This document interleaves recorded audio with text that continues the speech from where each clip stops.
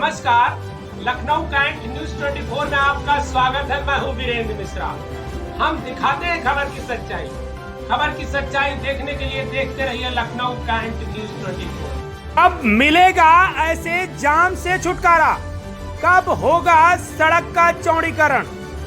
सभी क्षेत्रों में हो गई सुनवाई, चाहे तेलीबाग हो या हो बंगला बाजार, सबका हो गया जीर्णोद्धार, सबका हो गया विकास। लेकिन वही सरोजिनी नगर विधानसभा में नीलमथा रहकर रह गया पीछे। लगातार जनसंख्या का रोज बढ़ता या भार लगातार कैंट क्षेत्र में होने के नाते बसते जा रहे हैं लोग। लगातार वाहनों का भी नीलमथा पे बढ़ रहा है भार। अब ऐसे में अगर सड़क चौड़ी नहीं की गई तो आने वाले कल में बहुत ही समस्या आने वाली है।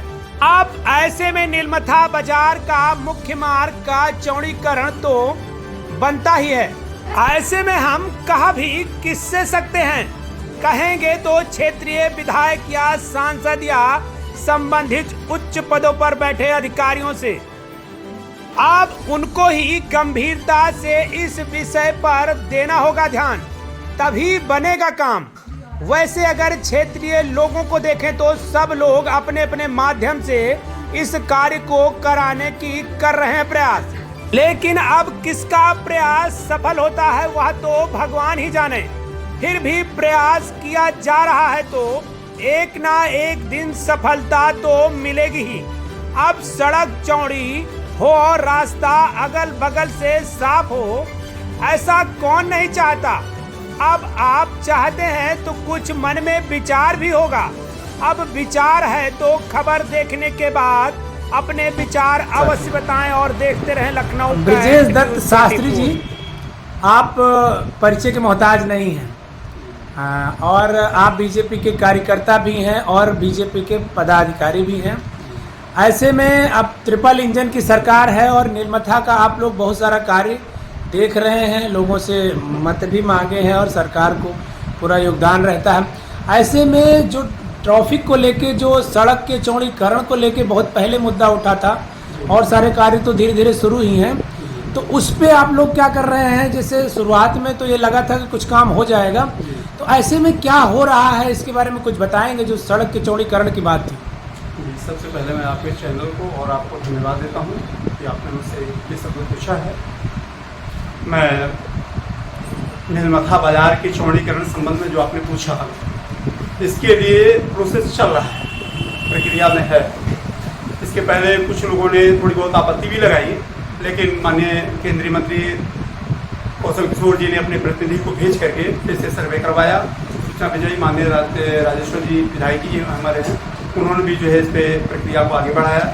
हमारा पत्र जो है प्रोसीजर में है और माननीय पार्षद जी भी हमारे कंटिन्यू लगे रहे, क्योंकि उनके ही निर्देशन में निशान वगैरह लगा और हम लोग पहले से एक्टिव हैं और अभी भी क्रम चल रहा है। उस टाइम शुरुआत में पार्षद जी ने कुछ चिन्ह भी लगवाया था, तो उस चिन्ह को लेके फिर शुरुआत हुआ, उसके बाद उस समय लगा कि कार्य होगा, फिर कार्य ठप हो गया। वो क्या कारण? आपत्ति लोगों ने लगाई थी कि दिक्कतें हैं, लेकिन रोड का जो हम लोगों ने पूरा विभाग को पीडब्ल्यूडी को लिखा और मंगवाया, तो उसमें उन्होंने दिया है कि कहीं पर रोड 18 मीटर है, कहीं 14 मीटर है, कहीं 20 मीटर है। तो अभी पीडब्ल्यूडी के अधिकारी पूर्ण रूप से तैयार है और उन्होंने 4 जून को भी जो है एक नोटिस बना करके एसडीएम महोदय को और पुलिस उपाधीक्षक को दे रखा है कि आप मुझे फोर्स उपलब्ध कराइए और आप नोटिस दिलवाइए। और ये 20 मीटर रोड चौड़ीकरण का प्रोसीजर है जो कि होना ही है। ऐसे में क्या लगता है कब तक, क्या इस अब जब सरकार जो अब गठित हो गई, प्रधानमंत्री भी आपके हो गए हैं, मुख्यमंत्री जी ही हैं और पार्षद भी अपना ही है आपका, तो ऐसे में क्या लगता है कि कब तक ये जो है आपका शुभ, जो आप बता रहे शुभ कार्य होगा? हाँ, अब ये मानिए कि चूँकि लोक निर्माण विभाग का कार्य है और पीडब्ल्यूडी मंत्री जी से भी बातचीत हुई है इस विषय में, तो उन्होंने बस यही व्यवस्था मंगाई, आप व्यवस्था मंगाइए और हम नोटिस भिजवाते हैं। ये मानिए कि आप 2024 लास्ट और 2025 के शुरुआत में ये कार्य आपका हो जाएगा। अभी जनमानस के लिए जिनका टूट रहा है या जिनका आ रहा है, उनके लिए आप क्या कहेंगे? उनके लिए मैं चाहूँगा कि सरकार समुचित व्यवस्था को देखते हुए करके किसी का ज़्यादा नुकसान ना होने पाए, और यदि होता है तो उनकी कुछ ना कुछ व्यवस्था कराई जाए। ठीक है, धन्यवाद।